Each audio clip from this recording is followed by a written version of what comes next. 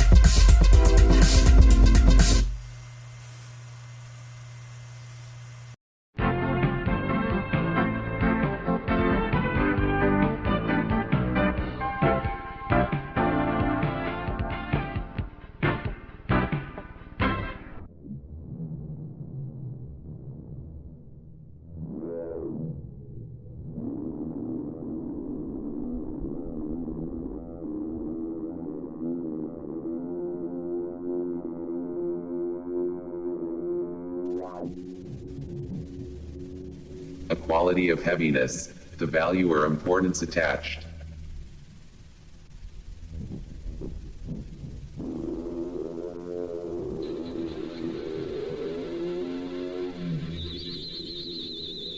A long sloping cement ditch running behind a row of old brick ramblers partially canopied with overgrowth and remains of old fencing. The houses were still sturdy, not quite neglected but great. Electricians and algebra teachers. Military pensions and social security. No skylights or island kitchens. Yellowed walls and the yellowed pride of furniture that decades ago felt like a telescopic glimpse at the horizon of success. Artifacts of improvement languishing and frayed. Two school-age boys, book bags and lunch boxes, walking down the old ditch, walking the way children walk, leaping over the weeds and sludge breaking through the concrete, propelling themselves up and down the inclines, almost ticking in their repetition, the vulgarized laughs and howls of unchaperoned liberation, the violence of pubescence clawing at naivety. His body lay putrid just 20 feet ahead, bare and sprawled, bloodless gaping punctures that broke bones going in, jagged lacerations with protruding canary-colored pockets of fat spilling out, dried clod, the orange-brown smear of his voided digestion covering his thighs. The cavernous depression of red and darkness bored out from between the frame of his crooked jaw and thinning hairline, scooping away his identity. A photographic stillness, if not for the wiggling animation of larvae oviposited in his wounds, capitalizing from his rot. The boys approached with intent, picking up speed into almost a skip. They'd been here before. The previous day they had stumbled on his dreadful camp, discarded their next to sun-bleached bottles and cans in the cracked canal.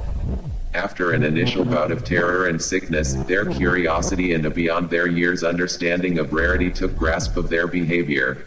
Unforensic prodding. Sticks and branches evolving into hesitant fingertips lifting and spreading the scored flesh. Groundless speculation. Talk of deformed monsters stalking in shadows. A mangy lycanthropic menace. Impressions and reenactments of lumbering creatures with outstretched arms and stiff knees. Pupils rolled back beyond visibility. A pact of silence consisting of spit-covered palms was instituted, and the boys decided to return the following day to continue their investigations.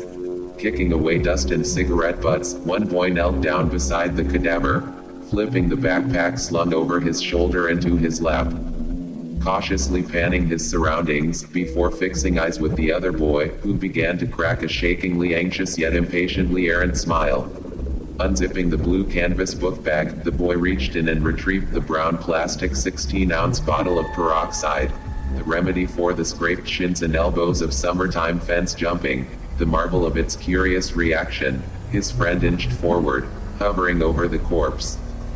The boy tossed his bag behind him and stood up, nodding to his companion as he regained his footing and began to twist the white cap from the bottle.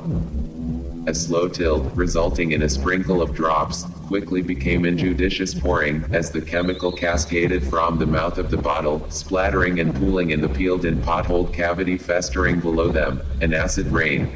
Frothing white waves glugged and fizzed out of the craters and gashes, rupturing hissing fountains that through child's eyes appeared as geysers.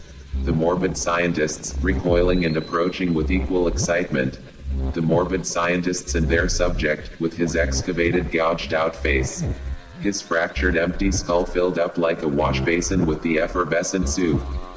The snakish whistle of oxidating bubbles evacuating and reproducing across the length of the torso, cocooning his disease.